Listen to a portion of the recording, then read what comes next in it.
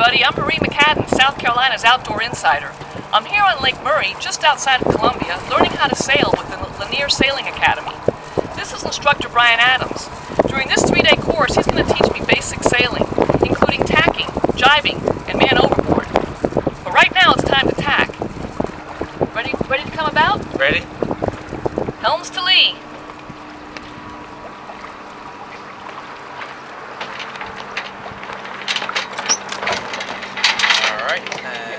Brian, why don't you tell me a little bit about the keelboat class? Okay, it's a 3-day class. The aim of it is to get students to a point where they can sail a boat on their own on lakes, bays and sheltered waters.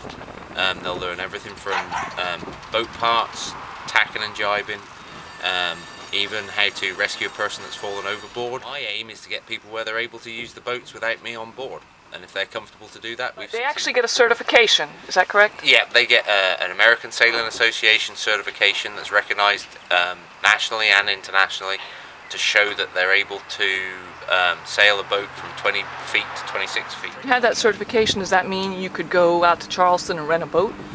It does mean you could go to Charleston and rent a boat. There are some differences when you go from a lake to a coastal situation. On a lake, the sailing is exactly the same. How sails work is the same whether it's saltwater or freshwater. But for instance, Charleston, there's going to be freighters floating around and there's going to be some strong currents. So we'd suggest you get a half-day class or something like that to bring you up to speed on stuff like that. Yes, I want to go there. So tell us what we're going to do and communicate with the crew before you do anything. Okay, we're going to head for the greenhouse. We're coming to a beam reach. Get ready to ease the sheets. Bearing away, ease the sheets. So is that one of the reasons that it's really good to learn how to sail on a lake like Lake Murray? Because you don't have to deal with the tides and the freighters?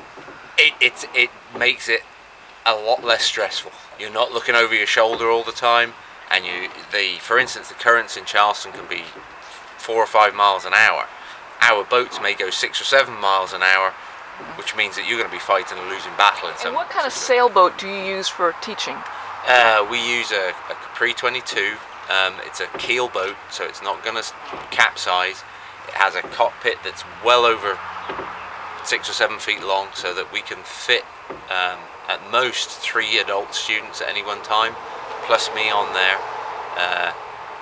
You may get a little splash, but you're not going to be asked to swim. There's no capsizing and righting boats and stuff like that. If somebody just wants to try, they haven't been out sailing, they just like the idea of doing it, do you have any kind of sailing cruises that you can take someone out on? We do a sunset sail that is, we'll leave 2 hours before sunset and sail until the sun goes down and then make our way back. So it ends up being 2.5–3 hours. It gives people a chance to have a taste, to see if they want to start making that commitment to find those 3 days and start looking into it more. Okay. There you go, we're as close as we can get.